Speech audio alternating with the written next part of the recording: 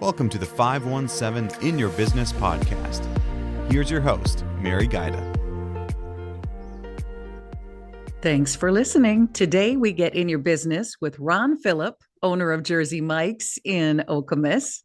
Ron, I want to start with your journey. Walk me through your culinary background, from Paris to executive chef gigs to where you are now.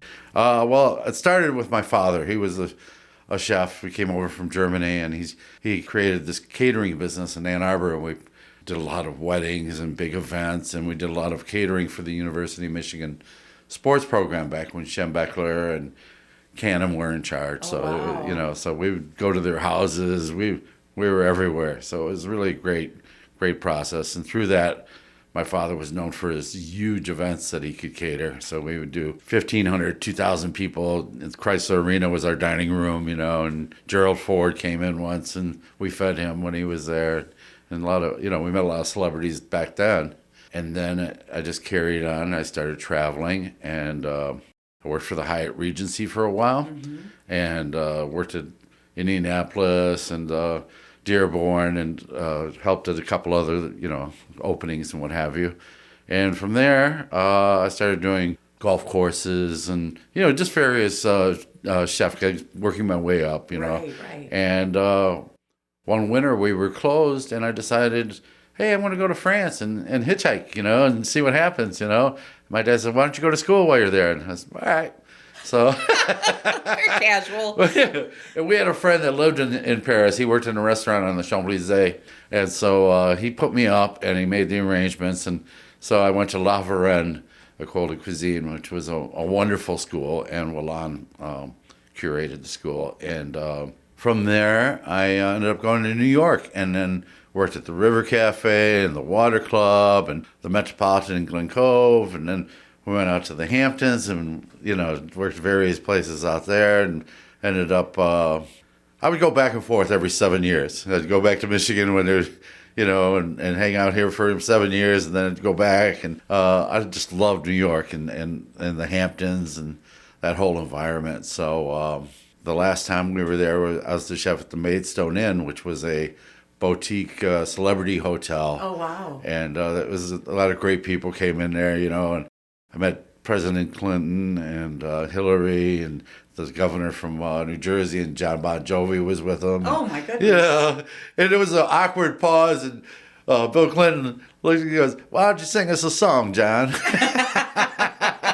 And it was funny. It was a good time. And, Alec Baldwin, Jimmy Fallon, just Robert Downey Jr. There was just a constant flow of celebrities. So were you intimidated by that, or were you feeling pretty confident? What's unique is when you're the chef, everybody wants to be your friend. Yes. So you already have a foot in, So I found them all to be very gracious. They really enjoyed coming.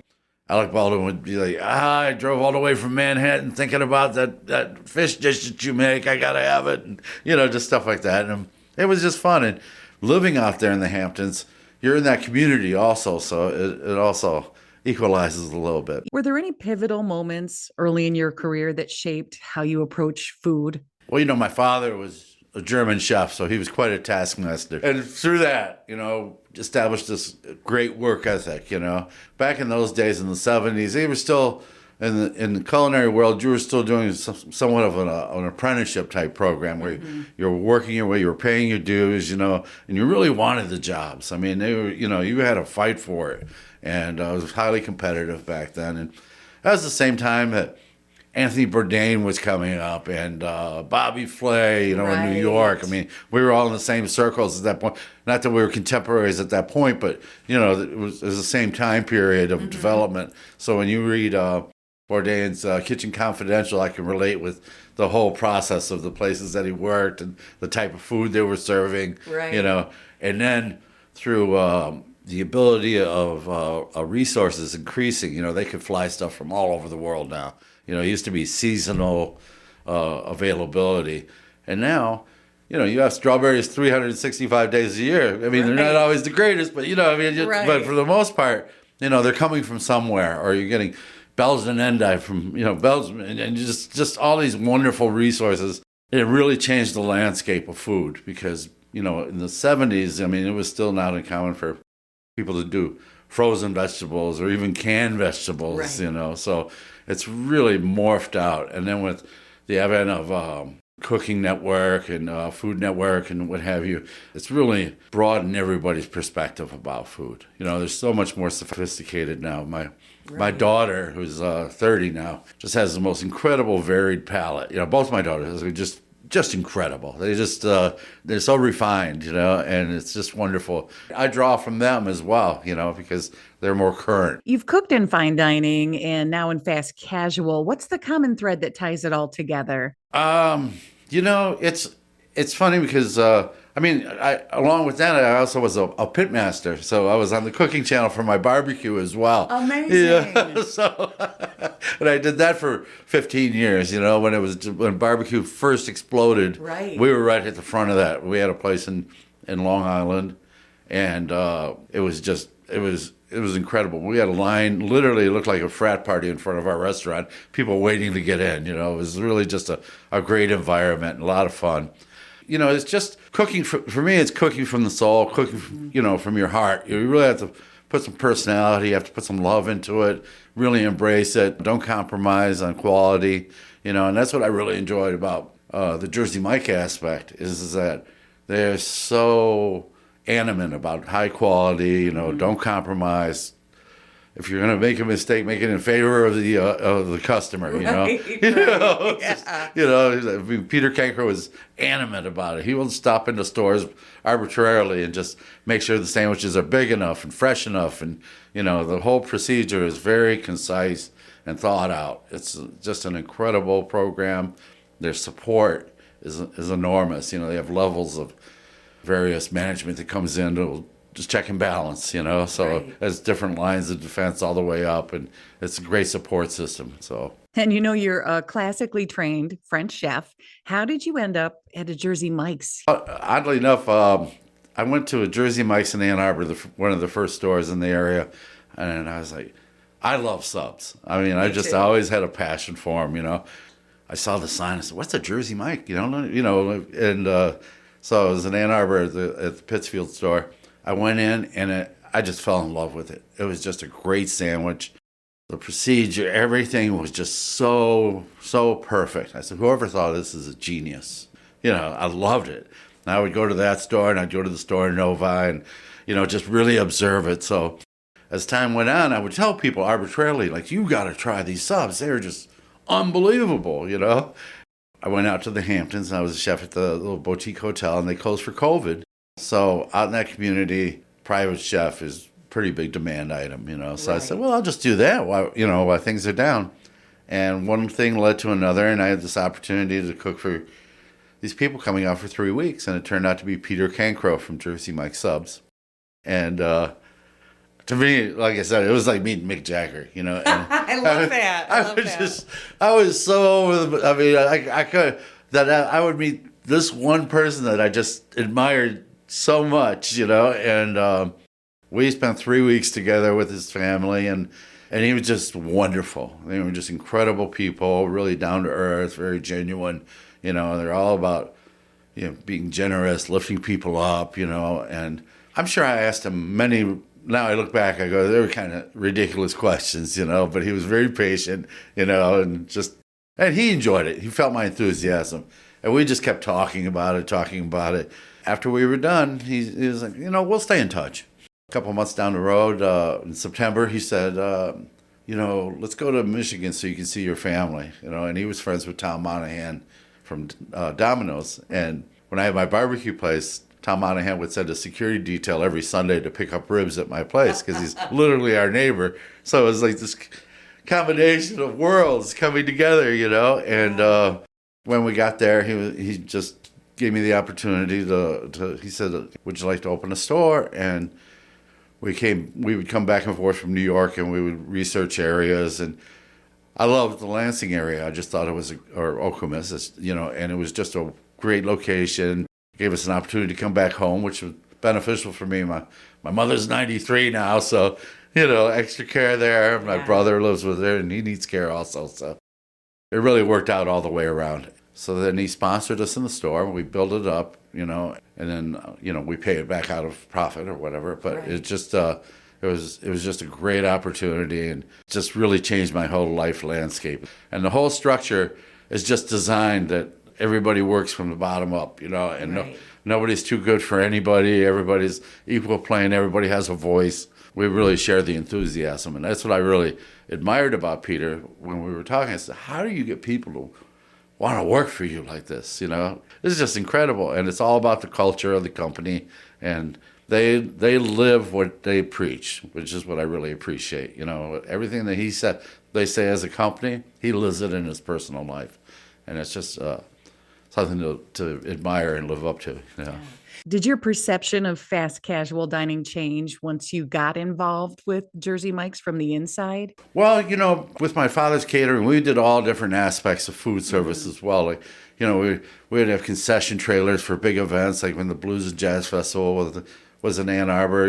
We had like 20,000 people contained in this big area in Ann Arbor, and we had to feed them all. By the third day, it got crazy because all we had was bread and cheese left, and we're just giving them out at that point, because you have no idea how vast and how enormous. But there was all these different levels of food service, and I tried all different things in my journey. Also, working around Detroit, in West Bloomfield, what have you. I was, you want to try a little everything. And working at the Hyatt Regency, they had all different levels of restaurants within the hotel as well. So you had the coffee shop, you had the gourmet dining, you had casual upstairs, and that just, so it was pretty broad all the way around. And then, but this part is a little bit, different from my norm because it's such a fine system.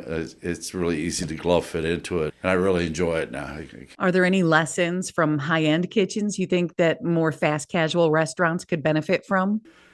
Well, and particularly Jersey Mike's is very good at this. The classic kitchen is set up in the old days was set up in a brigade system, which is pretty much like the Army, Right. and there are pyramids down, and as you have your different levels of management. Your chef, your executive sous chef, your sous chefs, first cooks. And it just fingers out. And that's basically the structure that they use. It's like I have my manager, we have we have assistant managers, then we have our shift leads. And then each person teaches the next person, and that's what that's the gold in that system. Jersey Mike's has been known for a strong focus on giving back. Now, how important is that to you personally? For me, it was a win-win, because when I had my own barbecue place and stuff, we would do chili cook-offs to raise money for Safe House and different great charities and things, and Wounded Warrior, So I always big about supporting other agendas. Based on that, can you tell me more about your involvement with the Izzo Legacy and other local causes? Yeah, we decided Jersey Mike's, each store picks their local charities that they want to support. Mm-hmm. Next year is Special Olympics, so all the stores will band together for it. Last time we raised over $20 million for the Special Olympics. Amazing. And we were basically the co-sponsors of it at that point. This year we're looking forward to a much bigger response, and in our last day giving, cumulatively between all the different stores, we raised over $30 million for all the charities. We picked Izzo Legacy because Coach Izzo's a legend, number one, and what they do is their outreach into the community is so thought out, and they go in so many different places to help, and they're on the pulse of it. So we use them as the conduit into giving back to the community. Is there anything about owning a franchise that might surprise people, especially fellow chefs? I can only speak of the Jersey Mike experience, but for me, there's a work-life balance, which is they really stress. They really encourage it. They want you to live your best life and be productive as well, but there's a balance, so I think that there's a structure. You have this national advertising that helps with everything. There's the thing about Jersey Mike's, everything is so thought out that there's a procedure for it. You just have to either go to the videos or you go to the book or you have these wall well diagrams and stuff, but it's not oppressive at all. It's just informative, and there are points of reference that, if you see somebody struggling, you say, okay, let's go watch these videos for a while, and then you talk it through, and I really like that part, the entry level people, there's various lifestyles that come with that, and you really get to help people that need help, Right. and in turn they help you. Well, on that note, what advice would you give to chefs or culinary students thinking about sort of stepping off that traditional fine dining path? I think everybody has to find their comfort zone. I mean, I was driven when I was younger because I wanted to become a chef, and in my travels and earlier years, I had this busboy. He just was so fascinated with the kitchens, and he would ask me a lot of questions, and then, I'd spend time with him and what have you. And he's developed to be a really great chef, and I told him at that point, I said, listen, it's a time investment. If you really want to, in the restaurant and chef industry, it's not a 9 to 5. I mean, you can work 9 to 5 jobs, but if you're really going to embrace it and want to learn the whole craft, you have to dive in and just bathe yourself in it, And so if you're willing to sacrifice your weekends, you're willing to, when everybody else is having fun, that's when you're working, basically, and you restructure your life. Well, this guy now, I mean, he's been on Chopped, he's been on various cooking shows. He's one of the, I believe he works for Marriott now. He's like the executive chef of many hotels and what have you, the food program. And he's really developed, and he's got his own wonderful style, and he's just a great young guy, and he's killing it. I mean, he'll travel to Europe, I mean, with that, once you reach a certain plateau, your world just opens. Travel becomes, second, you go to France, you go to, Holland, you go anywhere you want, and then you're welcome there because you're trading your culture with their culture. And so it's really great adventure. Yeah, so it sounds like you get back what you put in. Yes. Plus, you're in these environments, where, I mean, I've eaten the food the kings eat, I mean, it's basically, and served it to them as well. But it's a great equalizer because people respect the craft if you're doing it at a high level, so you really don't feel demeaned at any point. Right. You're standing tall. Okay, I'm going to put you on the spot here. What is your go-to sub at Jersey Mike's? I love the 13, the Italian.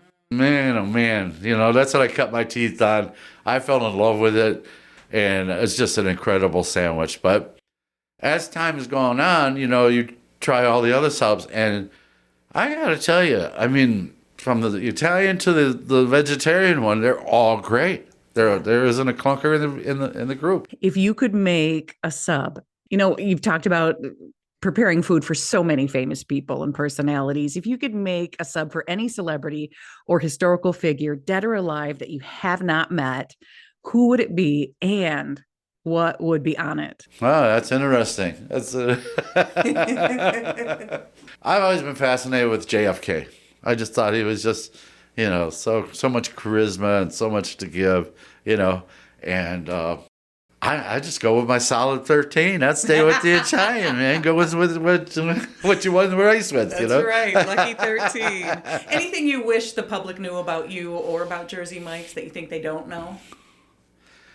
No, I think we're pretty transparent as a whole. I mean, what Jersey Mike stands for, I love it. I embrace it. Giving back, lifting people up, providing opportunities, trying to better other people. They say at Jersey Mike's, they say, we're not in the sub business, we're in the people business, and that's what it's all about. We make connections with people, we try to become part of their community, part of their lives, and in turn, they become part of ours as well. So it's really great. Ron, thank you so much for your time. Oh, it's my pleasure. Thank you. Now let's go split a 13, shall we? Come on. Thanks for listening to the 517 In Your Business podcast. Get to know local businesses better by reading 517 Business Magazine. Get your subscription at 517mag.com/subscribe.